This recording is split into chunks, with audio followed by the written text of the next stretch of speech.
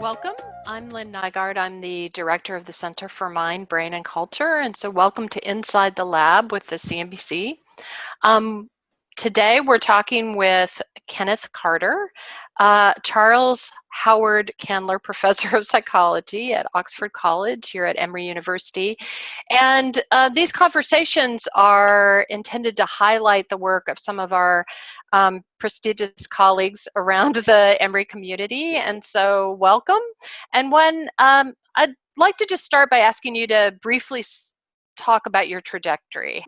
Well, actually, this is, I've actually been in Oxford for quite some time, and Yeah. I'm not sure if you know this about me, but I was a student at Oxford I as an do know that undergraduate about you. Yeah, yeah. a long time ago. And so Yeah. I went to Oxford as an undergraduate and then off to Emory College, had a lot of the professors that I'm still working with Mm-hmm. now as colleagues. Then went to graduate school at the University of Michigan in clinical psychology. And when I left Michigan, I actually came back to Atlanta. My first full-time job out of graduate school was not at Emory, but right next door at the Centers for Disease Control as a behavioral epidemiologist. I worked at as one of those disease detectives that people Yeah. hear that are very busy right now. Yes, Um, very busy. That's right. and then but there was something sort of missing. I like the Mm, world of research, but I also sort of missed interacting with students and yeah. teaching. So I left the CDC and started teaching at Oxford, and I've been there. I just tell people for over 20 years. I've sort of stopped counting at 20 Yeah, years. yeah. I know the feeling. Yeah. Yeah. And so I'm Yeah. trained as a clinical psychologist. Mm, I teach courses in introductory psychology, in the clinical neuroscience, in psychopathology, and other sort of areas. But one of the things I feel like I really love to do is to take what can be sometimes complicated and dull topics and mm-hmm. make them really interesting and translating them into everyday language. Because I feel like there's a Right. lot of great information out there about psychology, neuroscience, and mind, brain, and culture kinds of things that Mm-hmm. are really trapped in journals for the everyday person, and That's, being able to translate those that will make them interesting for everyday people is a passion of mine. so what could you describe what sort of key elements help make that translation possible, right? Or that's a hard question, Yeah. but yeah. So for me, it's part of the key elements are not just the information about the translation, but really the sort of passion behind what makes it interesting. And so Right. the sort of the story behind it. I'm not Right. trained as a science writer, but I love that kind. That's what I love to read. And Right. so so looking, when my students ask me about research, I tell them it's a tool, but behind the research is really the passion to understand something in the world. Right. And sometimes it's the story about that passion is what makes the research interesting, and Right. so to me it's all about storytelling. In fact, when people ask me, like, well, what got me interested in going into clinical psychology, when I think about it, I just love a good story. and Right. and Right. and that's part Yeah. of what clinical psychology is about. Right. And so in conjunction with your teaching, and I noticed that you have a recent book out Mhm. entitled Buzz Inside the Minds of Thrill Seekers, Daredevils, and Adrenaline Junkies, and it's through Cambridge University Press. And I noticed that you also teach a course on this. So could you talk about the relationship between your scholarship and your teaching? And then I'd really like to hear more about the book. Oh yeah, yeah. Yeah. And so and it's a course that anybody can take. It's on the Yeah. Coursera platform right now. Yeah. And we actually traveled around Atlanta and different locations to film some of the parts of the course. We went to a mud run in Middle Georgia for part of it. Oh, wow. Um, Yeah. Okay. Is that where people race in the mud, right? Yeah. Yes, they race For in the some mud. unknown. Yeah. It's Yeah. an obstacle course race, Yeah. and Yeah. so here I'm dressed up in a suit and trying to explain why they're doing what they're doing, and then people Right. are like running behind me and diving into things. We Right. went to this Oakland cemetery for part of it, so it's a very Right. different kind of teaching than the kind of teaching I've done with students. But Right. at this point, thousands of people have taken this Coursera course, and it was a really fun thing to do. And so the Right. relationship of that was real. And actually, I did that Coursera course before I wrote the book, or Yeah. I was around the curious same about time that. of it. Yeah. Yeah, yeah. And so it really informed some of the writing that I was doing. And then Mm-hmm. I would also hear from people about their stories and their and some researchers about their research that I ended up Mm-hmm. incorporating into the book as well. And so Yeah. to me, there's this really two-way relationship between the research that I do and the writing that I do in my teaching, that I feel like I always learn something Right. when I'm teaching a course, and sometimes I'll jot it down so that I can make sure to incorporate that in something. Yeah, that kind of experience of um, sort of teaching makes you have to have a narrative that's understandable and Yeah. accessible, and that's part of good research too, Yeah. And right? you know where your gaps are. You know what you Yeah, don't understand, and you know what you need to sort of figure out a little bit more. that's Especially right. in this kind of writing, which is more of a sort of a crossover book, which has the elements of an academic book, but it's really a book that anyone could just sort of sit down and read, because it has a lot of those narratives in it and the stories of people, and also the stories of the research and the researchers as well. Right, right. So what got you interested in this particular topic, right? I know that you're interested in personality, right? Hmm. And Yeah, sort of individual differences, I guess, would that be? yeah. Yeah. Absolutely. And Yeah. also as a clinical psychologist. And so, Yeah. and interestingly, this is not and I'll show the people the cover of it. Yeah, And perfect. yes, Yeah. thank you. Yeah. It wasn't, and, I've come to love the cover. They did a really Yeah. nice job with the book. Yeah. And it actually wasn't the book that I intended to write, interestingly. Mm-hmm. So at first, I was thinking about clients that I've had before and students that I've had in the past and people that I know. I know a lot of thrill seekers. And Mm-hmm. I thought of them as what I call chaos junkies. And whenever Right. I say that term, I get this look, and I noticed it in your face now that, oh, yeah, I know exactly what you're Yeah. talking about. Yeah. Yeah. These are people that just love chaos, and they Mm-hmm. seem to create chaos in their life. So the Mm-hmm. original idea of the book was a book about people who were highly chaotic and how to get them to be less chaotic, because that's what Right. clinical psychologists love to do, which is to Mm-hmm. change people, right? To take them Yeah. like, oh, Right. what you're doing, let's make you more like me. Right. And then I discovered this really interesting personality trait from Zuckerman about how there are certain people who actually thrive in chaotic experiences, Right. and I thought that is a lot more interesting than what I was initially interested in. So I Mm-hmm. completely abandoned that other idea, and I started Right. writing a Right. book about what I think of as a superpower, where people Right. can be calm in these highly chaotic atmospheres. And so sometimes they seek out these highly chaotic situations for work or for fun. But there are times that they actually do create chaos because that's where they feel most comfortable. Right, right. And so what kinds of behaviors are you, I mean, you talk about daredevils and thrill seekers. What sorts of Yeah. behaviors comprise this, or characterize this group of folks, right? Yeah. So I'm there's a test that you can take that looks and sort of measures four different components. mm-hmm, And one is called thrill and adventure seeking. These are people who are out for sort of dangerous kinds of activities. People who mm-hmm, drive fast or love roller coasters, for example, mm-hmm, mm-hmm, can be in that category. Then there's one that's called experience seeking. That mm-hmm, is it's kind of sensation seeking of the mind and of the senses.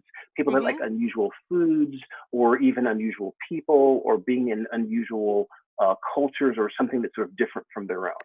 And Right. so, and then the last two components of the sensation seeking survey can tell you how much trouble you might get yourself into with your Ah, right. thrill-seeking behavior. There's boredom susceptibility, is how easy it Mm-hmm. is for you to get bored and Mm-hmm. how irritated you get when you get bored. Ah, I almost never get bored, right. so I can just sit in a quiet room for hours and I'm perfectly fine. Yeah. And the last component is called disinhibition. This is how uninhibited you Right. are and whether or not you look before you leap.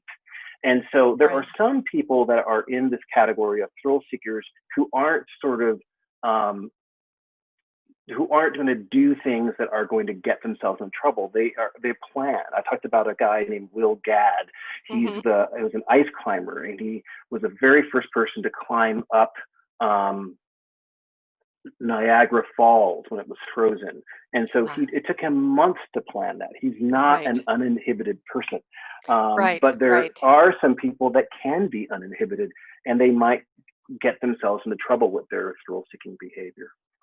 Right, right. And just, I know this isn't, I did notice in the foreword to your book, Yeah. you mentioned that you are not one of these people. No, no, no, no, no. Yeah. So the You're looking scales, over, yeah, yeah, you're the yes, horizon to these from a folks. very safe vantage point. So the scale Hmm. goes from 0 to 40. And Hmm. so most people are in their like 20s or 30s or 20, the 20 Hmm. category.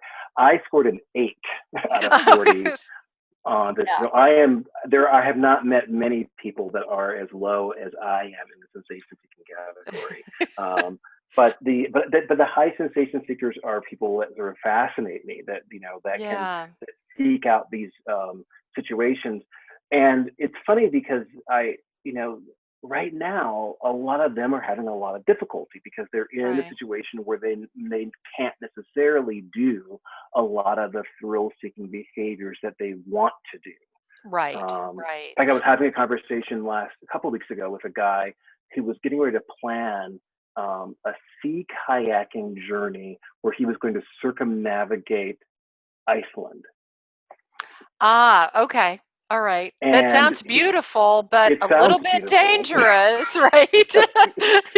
Yeah. And he had read the book and he was asking me whether or not I thought this was a good idea for him to do. Ah, And interesting. I Yeah. said, I scored an 8. I think most things are bad ideas. I Yeah. said, I'm not the person to ask. That's right. But he's been, inside his house for the last couple of months. And so this Right. is a really tough time for a lot of people that are high sensation seekers. Yeah, I was curious about the relationship. I mean, the book is ever current, right? So Yeah, yeah. what is, do you see behaviors that we're sort of playing out now that you'd be willing to talk about that might Oh, be, yeah. sort of, that sort of reveal some of these characteristics in individuals? Yeah, so there are two different sets of things I've been thinking about, given what we're going through right now, when Mm-hmm. people are sort of mostly staying at home and Yeah. not going out as much.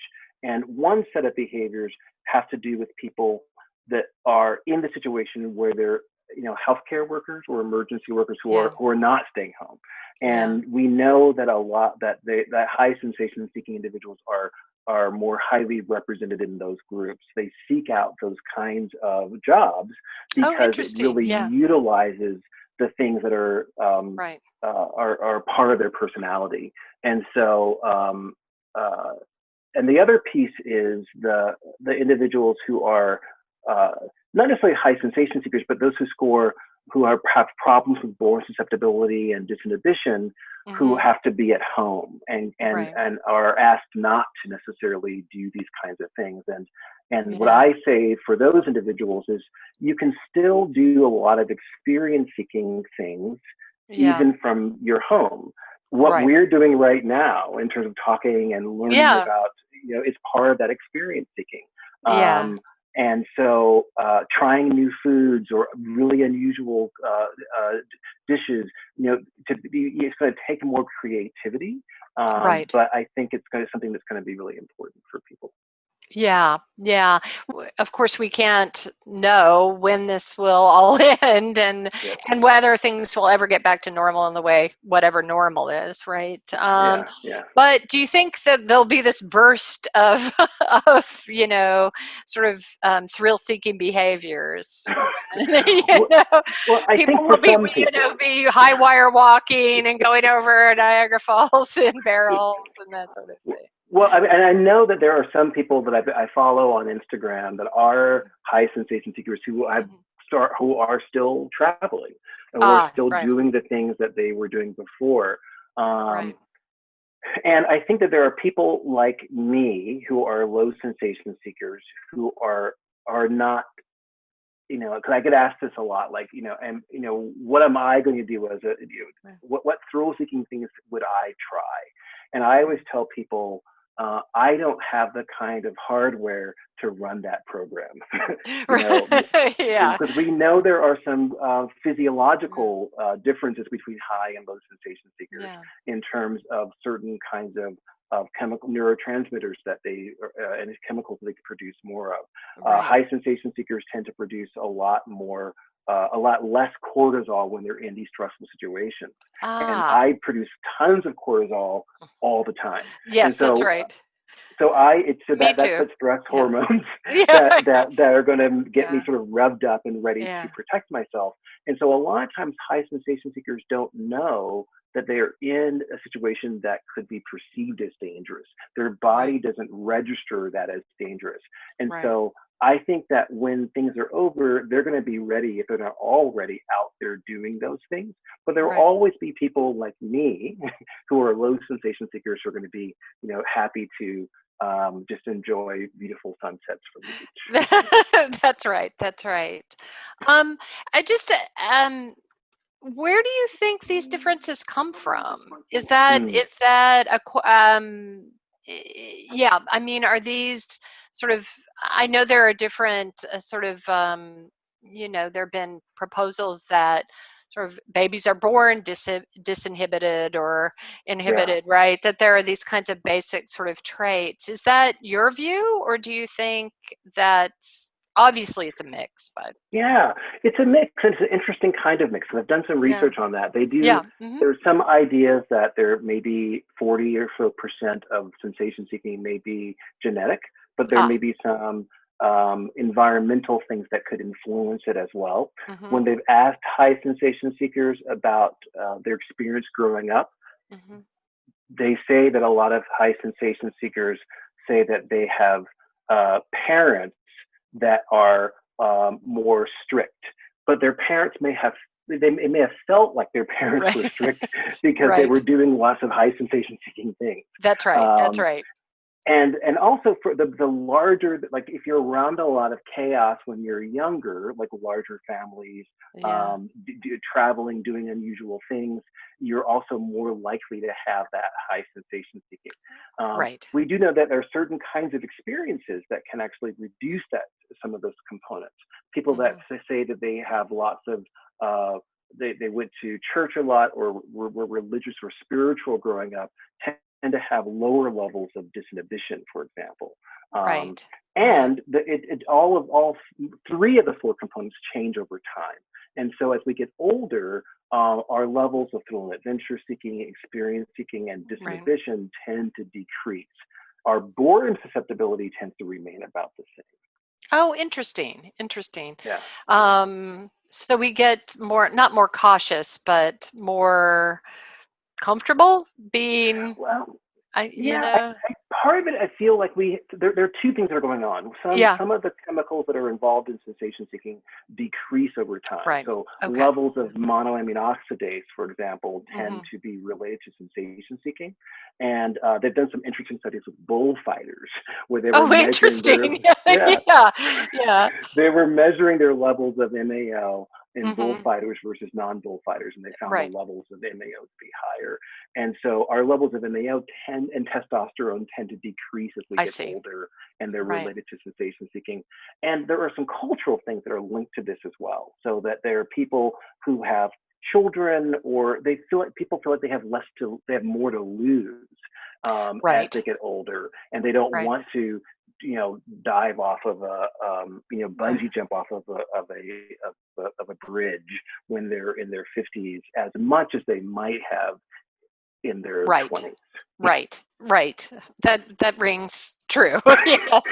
Although for someone like me, it would be never then and never. And still not now. That's right. Exactly. So I know this book has gotten a lot of attention already, Yeah. right? So could you talk a little bit about that and how that, sort of dovetails with your, um, your really interesting public scholarship, so both in teaching and Hmm. blogging and, your online presence. And so if you could tell me a little bit about Yeah. sort of those activities as well. Yeah, so the book came out in right before Halloween, actually, of I last remember year. hearing an interview with you around then. Yes. Yeah. Yeah, and so a lot of the stuff that came around then was around Yeah. fear and Yeah. sensation seeking. So I did a really fun interview with one of my favorite podcasts, if you're not familiar with it, called Shortwave, which is an Mhm. NPR podcast, and Mhm. that was really a wonderful experience. Yeah. A couple of lots of podcasts and radio interviews. Um, there is also a wonderful exhibit that I was happy to be involved with. There's a company called Science North, which is from Sudbury, Mhm. Ontario, and they create these uh, ex- um, science museum exhibits, and they did one on the science of thrill seeking, and so I was a consultant with them around that. And so if you Mhm. go there, the first thing you do is you take the sensation seeking questionnaire, and then a video of me pops up explaining your scores, Right. and Yeah. so which is strange to see, but it's now in Denver. And Colorado, and it's going to be traveling around North America for the next 3 years. Oh, that's fantastic. That's Yeah. really, really, really interesting. Um, um, I was curious about what's next. Yeah. I know you're working on textbooks, Hmm. Yeah. and yeah. Go ahead. I'm sorry. So a couple of things next. I mean, so the Olympics will happen eventually, and Yeah. so I'll be talking a little bit about sensation seeking with the Olympics. I was Hmm. supposed to speak at South by Southwest this year, Yeah. and Hmm. and we'll see if I'll be going back when South by Southwest happens again. So Yeah. I'm excited about that as well. And then my next two projects are textbook projects. Right. One is a psychopathology textbook, and the other is a renewal or revamp of my introductory Hmm. psychology textbook. Right. And those are a lot of work, but they feel really rewarding too. Yeah. As Yeah. well. But I will say this book was almost as hard to write, even though it's shorter than a Right. textbook, because the textbook is almost like, you know, you're driving on a path, but you know exactly where you need to go. Right. And Right. this is sort of like off-roading, where you're not Right. sure where the book is going to end up, even in the midst of writing it. Right. Well, that I'm looking forward to the textbooks and also to us getting back out there in the world, hopefully, so that you can talk more and more about this book, right? Yeah. And is there anything else you would like to talk about in our CNBC interview?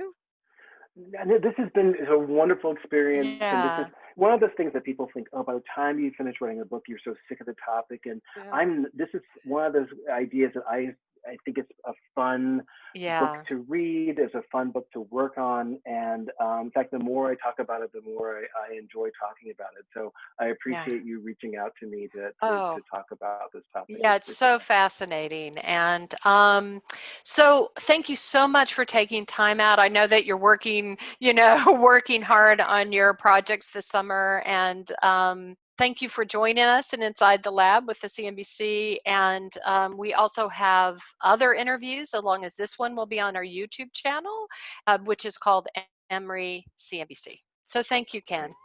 Thank you so much for having Uh, me.